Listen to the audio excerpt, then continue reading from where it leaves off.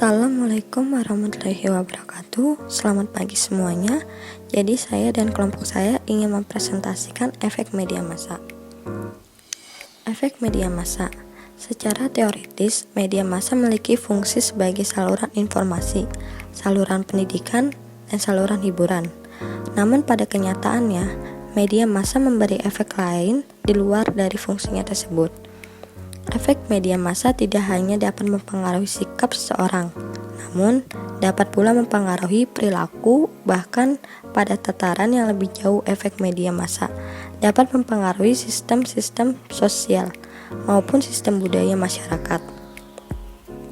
Efek media dapat pula mempengaruhi seseorang dalam waktu pendek, sehingga dengan cepat mempengaruhi mereka, namun juga memberi efek dalam waktu yang lama, sehingga memberi dampak pada perubahan-perubahan dalam waktu yang lama.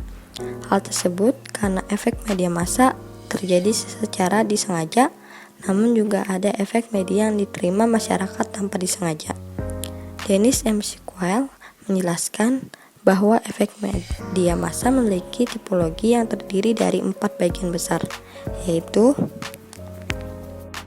yang pertama, efek media merupakan efek yang direncanakan sebagai sebuah efek yang diharapkan terjadi baik oleh media massa itu sendiri ataupun orang yang menggunakan media massa untuk kepentingan berbagai penyebaran informasi.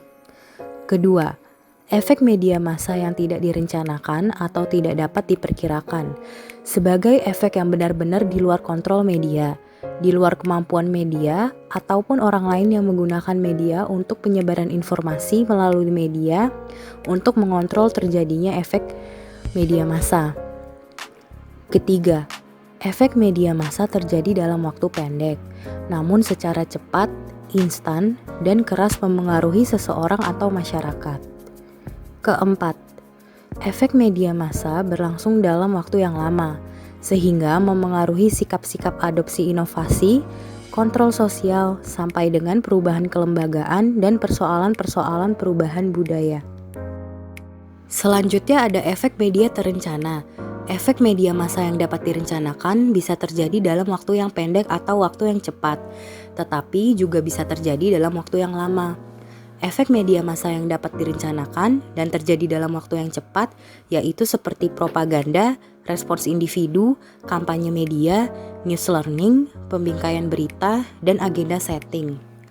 Kita ambil contoh untuk efek media terencana dalam waktu yang cepat ini, misalkan sebuah berita kampanye partai politik di sebuah program TV ya, program berita di televisi gitu misalkan ya. Kan pas pemilu tuh pasti lagi gencar-gencarnya lah berita nayangin partai politik mana lagi kampanye di mana. Nah,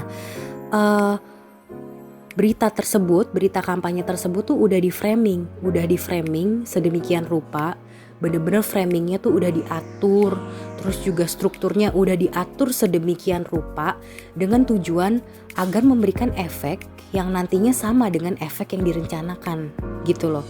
Efek yang direncanakannya itu apa? Efek yang direncanakannya itu ya pastinya respons positif dari masyarakat terhadap partai tersebut gitu loh. Masyarakat jadi lebih menotis partai tersebut, masyarakat jadi lebih tahu mengenai partai tersebut, atau malah masyarakat bisa memilih partai tersebut. Jadi framing beritanya, pembingkaiannya tuh udah diatur sedemikian rupa agar menghasilkan efek yang tadi udah direncanakan. Jadi begitu. Itu contoh untuk efek media terencana dalam waktu yang cepat. Oke, lanjut. Namun, efek media yang terencana ini juga dapat dilakukan dalam waktu yang lama, dengan efek media yang lama pula terjadi di masyarakat.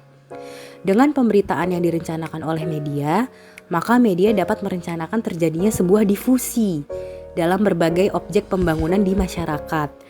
Namun pula, karena waktu yang lama, maka pemberitaan terhadap sebuah objek terdifusi menjadi berbagai pemberitaan di sekitar itu. Bahkan akan terjadi media dapat menyebarkan gagasan-gagasan difusi inovasi terhadap hal-hal yang baru di masyarakat.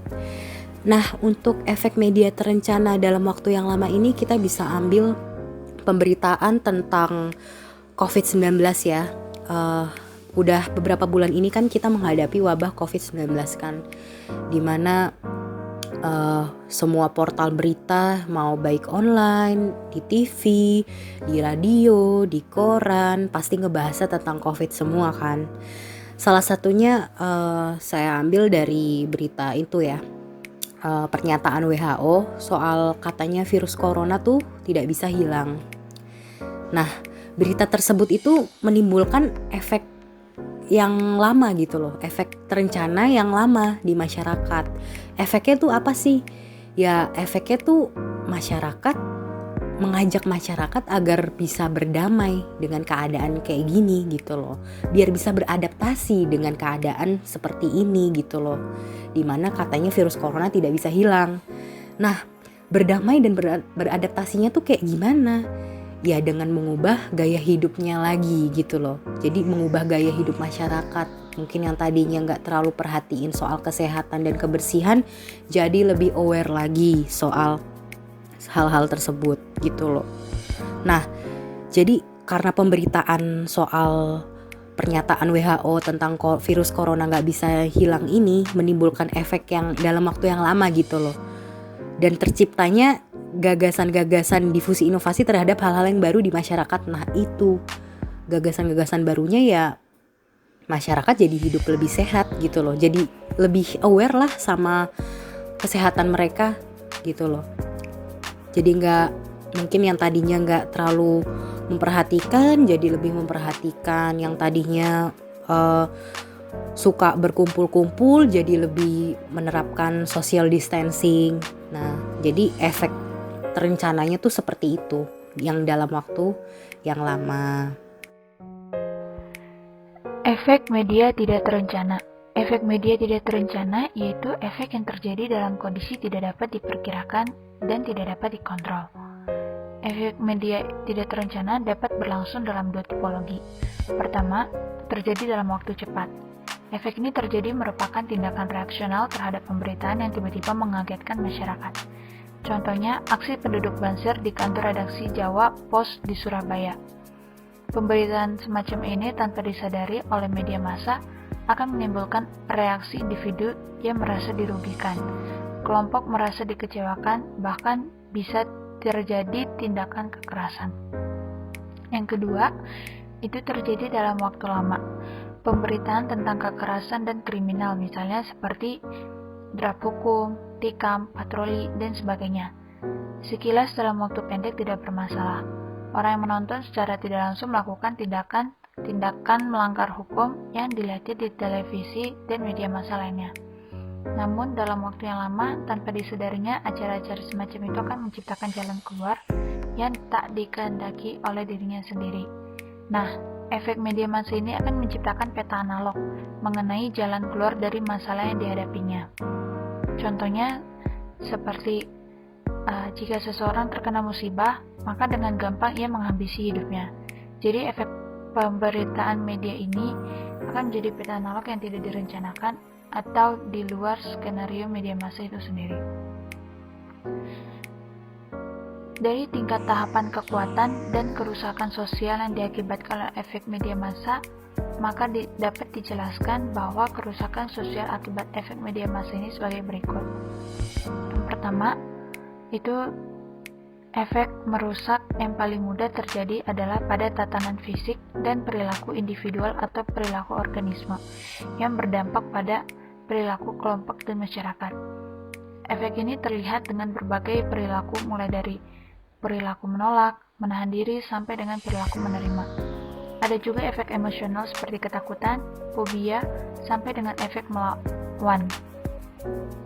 Kerusakan tahap ini merupakan kerusakan pada medium pertama, yang secara teori dapat diatasi dalam waktu yang cepat. Efek media massa tahap ini kadang bersifat dahsyat, namun akan mudah dilupakan orang seirama dengan berkurangnya pemberitaan tersebut di media massa. Yang kedua, efek merusak pada tatanan sikap atau norma personal dan norma-norma lain di sekitar sikap seperti merusak sistem sosial sampai dengan merusak sistem budaya serta lingkungan yang lebih luas. Diperkirakan efek kerusakan yang diakibatkan oleh media massa terjadi pada 2 atau 3 generasi masyarakat, di mana sistem sosial dan sistem budaya, bahkan lingkungan yang lebih luas tetap rusak akibat dari efek media yang terjadi dalam waktu yang cukup lama. Selain apa yang dijelaskan oleh MC Quayle tentang efek media massa dan tingkat kerusakan sosial yang terjadi akibat dari efek media, secara empirik, efek media massa yang tidak diharapkan cenderung merusak, memiliki adil dalam hal pembentukan sikap, perilaku, dan keadaan masyarakat seperti berikut. 1. Penyebaran budaya global yang menyebabkan masyarakat berubah dari tradisional ke modern, dari modern ke postmodern, dan dari taat beragama ke sekuler. 2. Media massa kapitalis telah memicu hilangnya berbagai bentuk kesenian dan budaya tradisional di masyarakat yang mestinya dipelihara. 3. Terjadinya perilaku imitasi yang kadang menjurus kepada peniru hal-hal yang buruk dari apa yang ia lihat dan ia dengar dari media massa. 4. Media massa sering secara brutal menyerang seseorang dan merusak nama baik orang tersebut, serta menjurus ke pembunuhan karakter seseorang.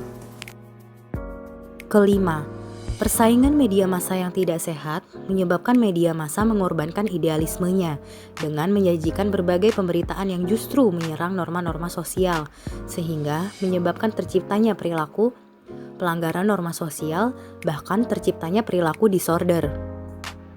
Keenam, penyebaran pemberitaan porno media menyebabkan lunturnya lembaga perkawinan dan norma seks keluarga di masyarakat. Bahkan memicu terbentuknya perilaku penyimpangan seksual di masyarakat. Ketujuh, berita kekerasan dan teror di media massa telah memicu terbentuknya ketakutan massa di masyarakat. Masyarakat selalu merasa tidak aman, tidak menyenangkan, bahkan tidak nyaman menjadi anggota masyarakat tertentu. 8. Masyarakat kapitalis telah sukses mengubah masyarakat dari kota sampai ke desa menjadi masyarakat konsumerisme dan masyarakat pemimpi, masyarakat yang hidup dalam dunia 1001 malam tanpa harus bekerja keras. Hal ini menjadi sangat kontradiksi karena di satu sisi masyarakat menjadi konsumerisme dan di sisi lain menjadi pemimpi dan pemalas. Kesembilan, media massa cenderung menjadi alat provokasi sebuah kekuasaan, sehingga efek media massa menindas rakyat. Bahkan dalam skala luas, media massa menjadi alat kolonialisme modern dengan memihak kepada suatu negara adidaya dan menjadi genderang perang untuk memerangi negara-negara kecil dan miskin. Sampai di sini dulu presentasi dari kelompok kami. Mohon maaf bila ada kesalahan. Silahkan jika memiliki pertanyaan bisa tulis di kolom komentar. Dan terima kasih atas perhatiannya.